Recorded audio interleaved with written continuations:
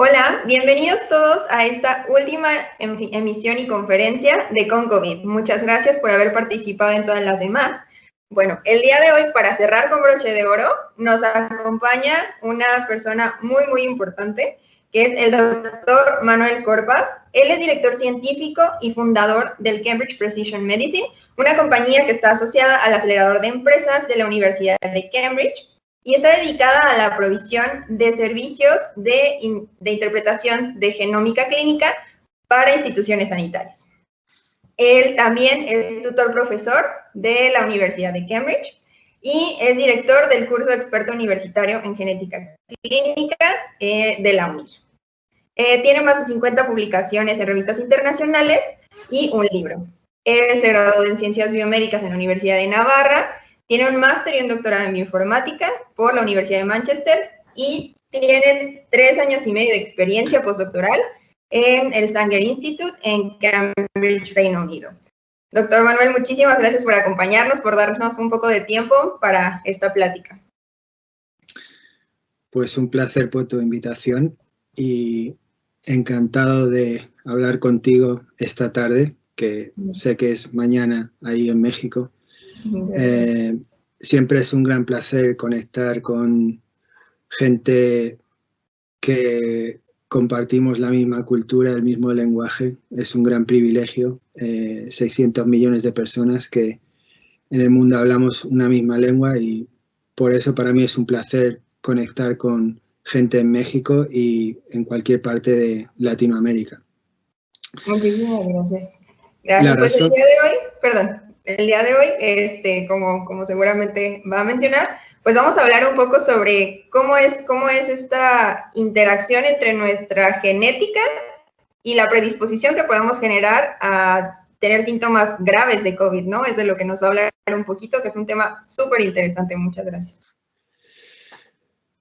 Bueno, llevo dedicándome, diría yo, más que a la genética, a la genómica, pues aproximadamente 2 décadas.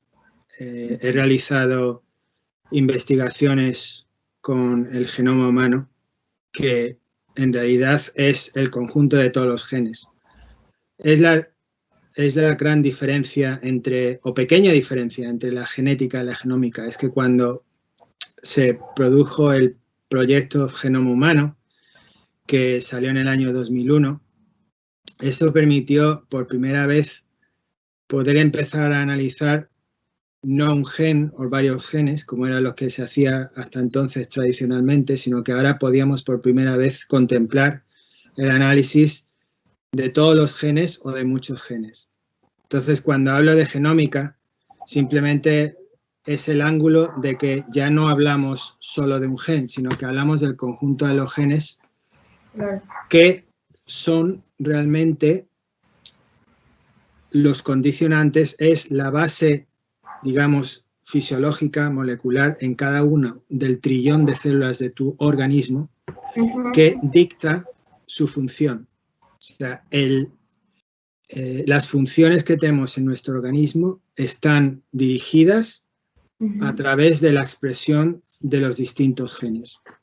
Como consecuencia, dicha expresión está condicionada por las distintas variaciones pequeñas que existen en cada uno de estos genes, que es lo que nos hace que entre cada ser humano, que entre tú y yo, pues tengamos un 1,5% de diferencia entre nuestros genes, entre nuestro ADN, y estas diferencias condicionan las susceptibilidades también a padecer enfermedades lo que se llaman mendelianas o enfermedades, digamos, genéticamente hablando, simples, o enfermedades complejas, que son las más normales, como por ejemplo Parkinson's, como por ejemplo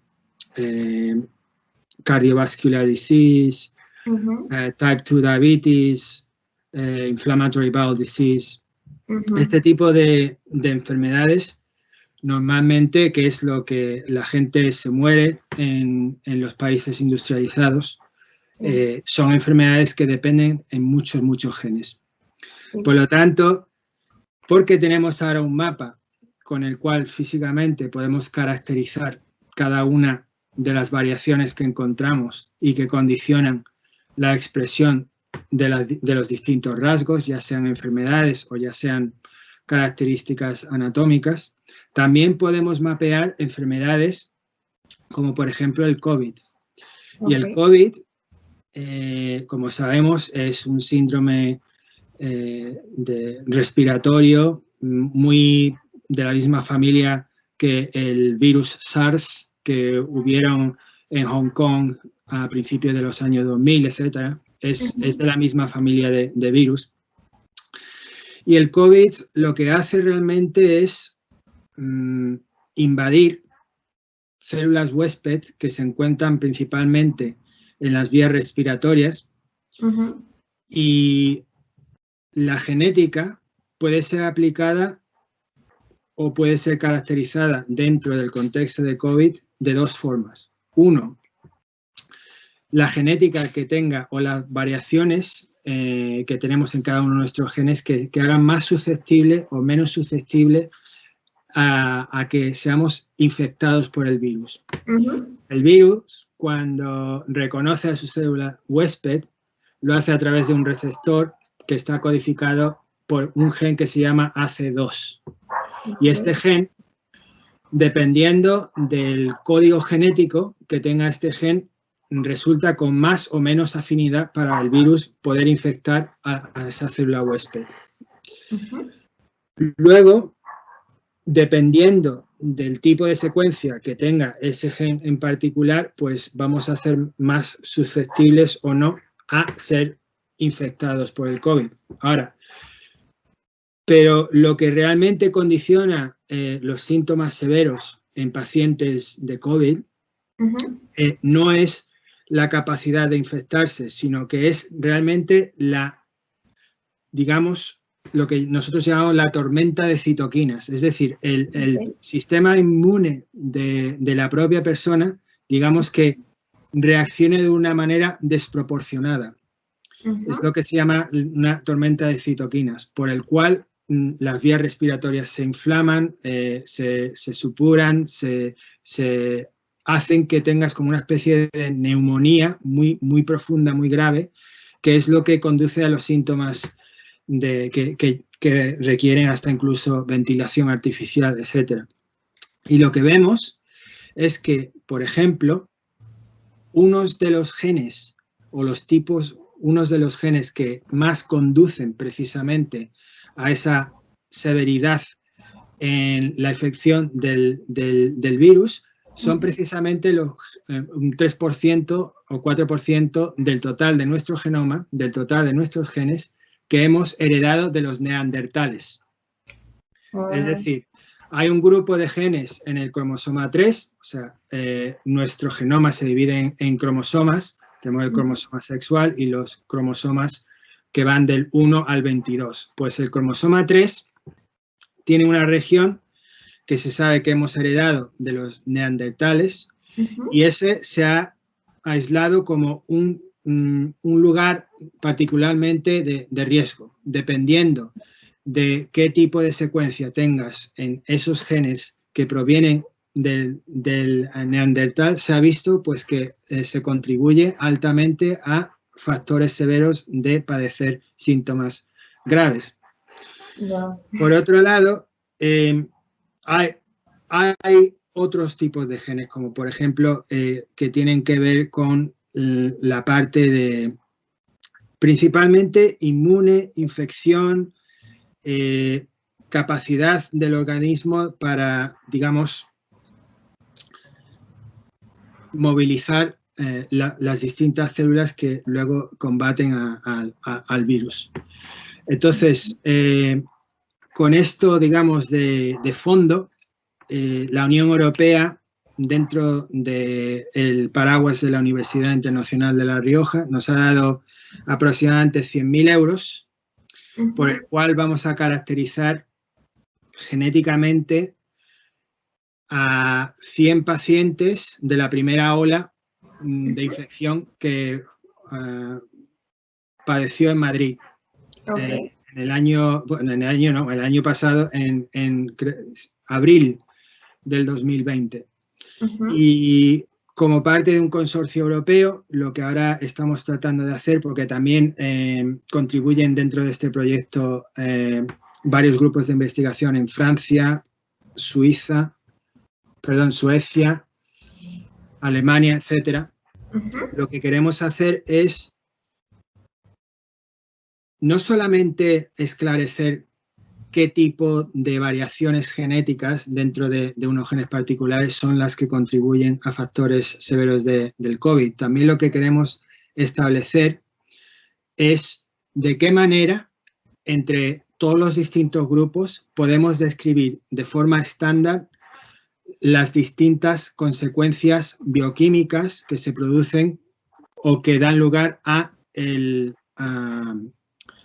síntomas severos de COVID. Es decir, que lo que ahora estamos tratando de hacer también no es solamente la caracterización genética, sino también una caracterización de descripción estándar de todos los fenotipos, de todas, digamos, consecuencias, rasgos que se producen como consecuencia de la infección grave. De manera que esto nos permita aumentar el número de datos de distintos pacientes entre distintos grupos, de manera de que si somos capaces todos de describir los síntomas de forma igual, esto nos va a permitir, digamos, compartir o aumentar de una manera mucho más significativa la forma en la que podemos compartir los datos. Y tener muchos más datos nos va a dar lugar a mucha más, digamos, discriminación genética, discriminación estadística, que nos permitirá caracterizar, identificar diferencias mucho más sutiles a la hora del ADN que estén causando efectos no tan grandes, pero que sí, que cuando pones a todos estos efectos pequeños juntos, sí que tienen una gran contribución al desarrollo de factores severos cuando el paciente padece COVID. Muy bien. No, pues súper interesante su proyecto, doctor. Y justo esa era una de las dudas que tenía. Obviamente, el decir que se tiene predisposición genética no significa que sea lo que va a pasar, ¿no? O sea, creo que eso es muy importante aclararlo, que el que tengamos ciertos genes no necesariamente nos indica que eso va a pasar y que nos va a dar los síntomas más fuertes de COVID, ¿cierto? Se me ocurre el ejemplo de otro, digamos, rasgo que se puede medir genéticamente, como es la tendencia al alcoholismo, ¿vale? Se sabe que hay una predisposición genética que conduce a una persona a ser alcohólica. Si tú no te expones al alcohol, si en tu cultura nadie bebe alcohol, eso no importa para nada, ¿no? Claro. Si te expones al alcohol, bueno, también hay que tener en cuenta de que la genética es solamente una parte de la ecuación. La otra parte también, pues, son los factores ambientales. Por ejemplo, obesidad, complicaciones con otras, o lo que se llama comorbidades, o comorbidities sería en inglés. Ajá, sí. La otra cosa que también, pues, se sabe que si eres de sexo masculino y si tienes de una mayor edad, pues y si eres obeso, pues tienes mucha más predisposición. Yo creo que con todo, ¿no? La predisposición genética no determina, condiciona, pero no determina. Claro. Y al mismo tiempo, o sea, yo siempre digo que la genética no es como una bola mágica de cristal que te va a decir el futuro, sino que más bien, yo como lo veo, a la genética es, por ejemplo, cuando hago deporte, yo me pongo un sensor que me mide el corazón, etcétera. No me va a dar información realmente extraordinaria o distinta, realmente. Pero lo que me ayuda es a conocerme a mí mismo. Me ayuda, por ejemplo, a saber cuántas calorías quemo cuando corro por media hora.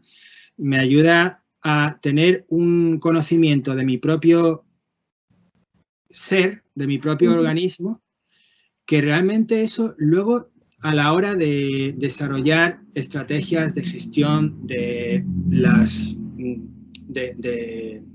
cuidado médico, etcétera, puede ser bastante útil.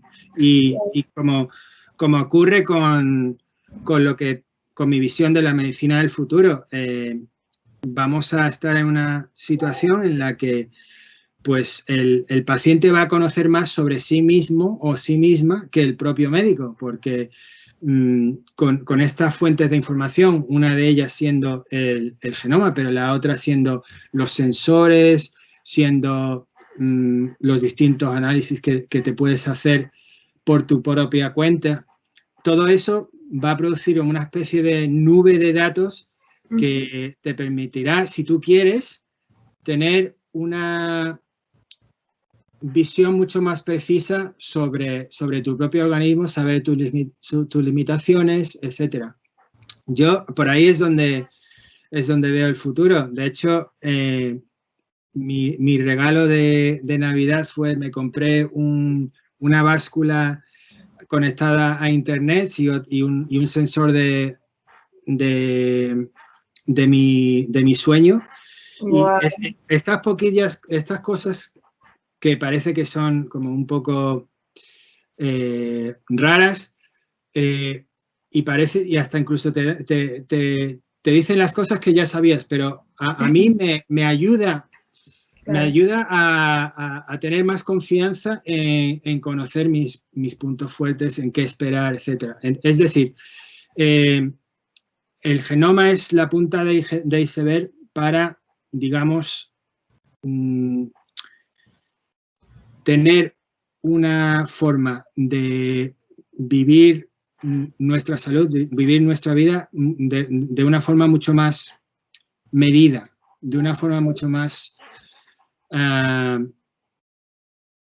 self-conscious, como diría. Consciente, ¿no? Ajá, exacto, de tener conciencia propia. Sí, exactamente, pues sabemos que siempre se dice, ¿no? Que lo que no es medible no es mejorable. Entonces, en este caso, si no tenemos la información, en este caso genética de nosotros mismos, pues quizá no tenemos tantas facilidades pues para adaptarnos a ella, para mejorar nuestro estilo de vida, dependiendo de las cosas que salgan, ¿no? En algún test genético que pudiera. Absolutamente, Lisbeth. Anaí, pienso que o sea, se te cambia la visión total de ti mismo, ¿no? O claro. De ti misma. Yo, por ejemplo, cuando me he analizado mi propio genoma, pues me ha salido que soy defectuoso para un tipo de proteína que tienen los músculos, que se llama actinina 3. Y muy pocos atletas de élite tienen esa variación. O sea que yo nunca voy a ser un atleta. No que o sea, soy un poco viejo ya para eso, pero ahora entiendo, pensando, por ejemplo, en ¿por qué era yo tan malo en educación física? Yo nunca podía correr rápido, tenía problemas de que a veces pues tenía injuries, es decir, y es algo que ahora lo miro y parece absolutamente obvio, pero me da bastante paz, en realidad. Claro. Bastante paz. Claro. Y a veces pienso, me hubiera gustado saber este tipo de cosas, entonces. Sí, claro, la verdad es que sí, es algo que podría dar cierta tranquilidad del por qué uno no puede hacer ciertas cosas si se está esforzando, ¿no? Sí. Pero bueno. Lo que, con todo esto del COVID, lo que sí, el poder caracterizar los factores genéticos determinantes de severidad en el COVID, lo que sí puede dar de verdad es que personas que sean más susceptibles las podemos identificar y podemos, digamos, dedicar más recursos a ellas. Claro. comparado con otras personas que sabemos tienen menos peligro, menos susceptibilidad. O sea que desde ese punto de vista podría ser una muy buena aplicación este tipo de investigación que estamos haciendo. Sí, claro, para que las autoridades sanitarias sepan como dónde está el foco, ¿no? Y puedan ayudar a mejorar la calidad de vida de esas personas. Sí, y al mismo tiempo priorizar vacunas, priorizar atención médica. Seguro. Pues bueno, doctor, le agradecemos de nuevo muchísimo su participación, un honor poder hablar con usted, un placer de verdad, y pues esperamos nos podamos seguir escuchando y viendo pronto. Muchas gracias. Muchas gracias por la oportunidad y un saludo a todos al otro lado del charco. Gracias, bye.